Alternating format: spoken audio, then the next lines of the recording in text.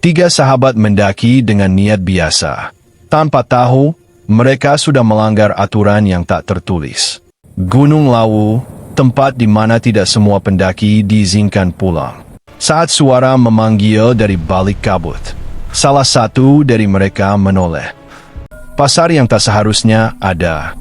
Harga yang tak bisa dibayar dengan uang. Dan saat fajar tiba, tidak semua sahabat kembali.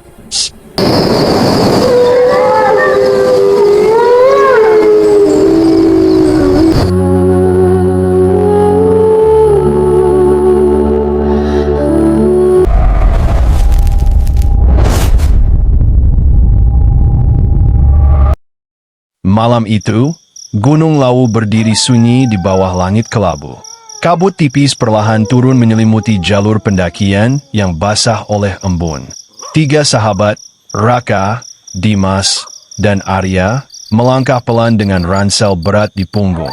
Mereka tertawa kecil, berusaha mengusir rasa tegang, tanpa tahu bahwa pendakian ini akan menjadi perjalanan yang tak pernah mereka lupakan.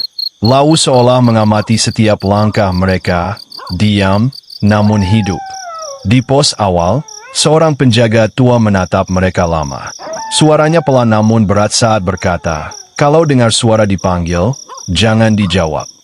Ketiganya hanya saling pandang dan tersenyum kaku. Mereka mengangguk, tapi jauh di dalam hati, peringatan itu dianggap sekadar cerita pendaki. Tanpa disadari, angin gunung tiba-tiba berhenti berhembus, seolah Lawu menahan napas. Semakin tinggi, jalur terasa aneh. Hutan menjadi terlalu sunyi.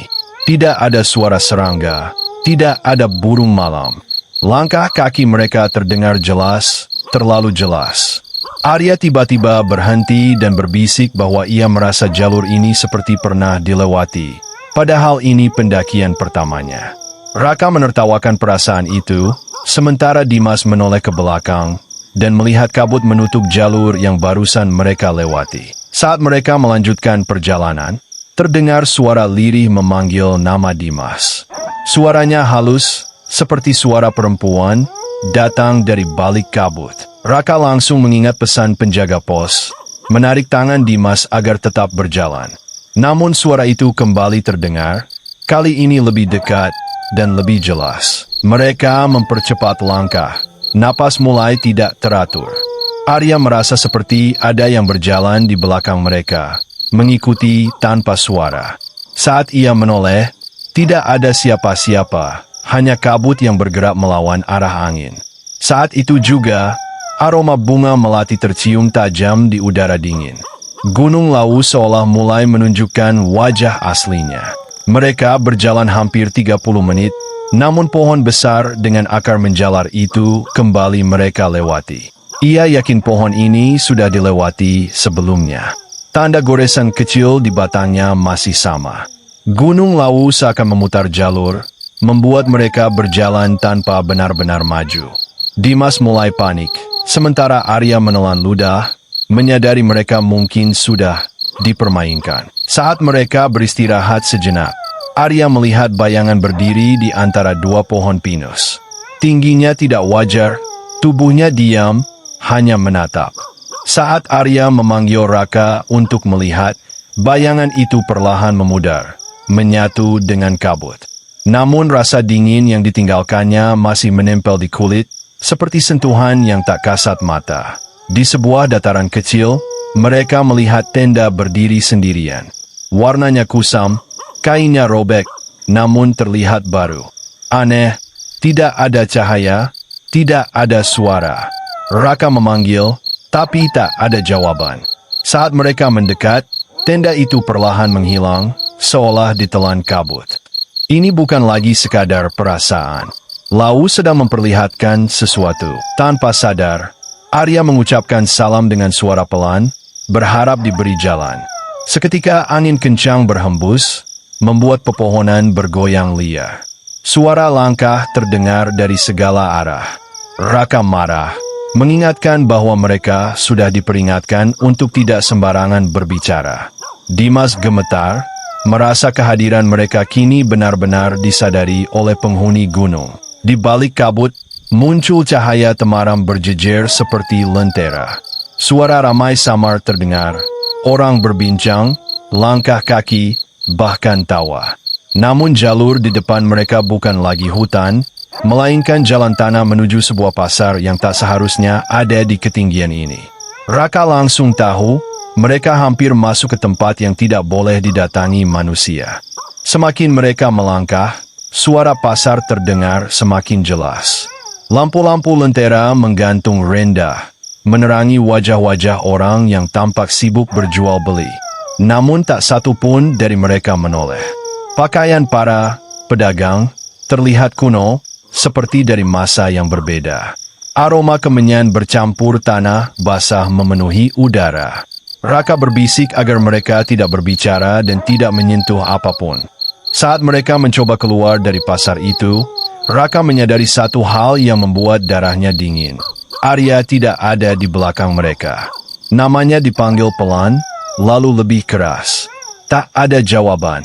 Hanya suara pasar yang mendadak berhenti, berganti keheningan menyesakkan. Dimas mulai menangis, menyadari salah satu dari mereka mungkin telah diambil. Tiba-tiba, seorang sosok tinggi berjubah gelap berdiri di tengah jalan. Wajahnya tidak jelas, tertutup bayangan. Dengan suara berat ia berkata, "Waktu kalian hampir habis." Sosok itu menunjuk ke arah kabut.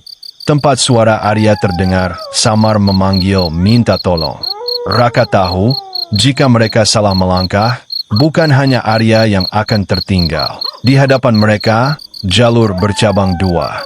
Satu menuju suara Arya, satu lagi menuju jalan turun yang mulai terlihat samar. Sosok itu menghilang, menyisakan keheningan.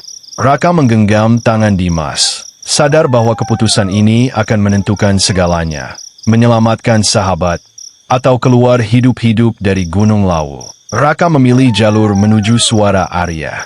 Setiap langkah terasa semakin berat, udara menjadi dingin menusuk tulang.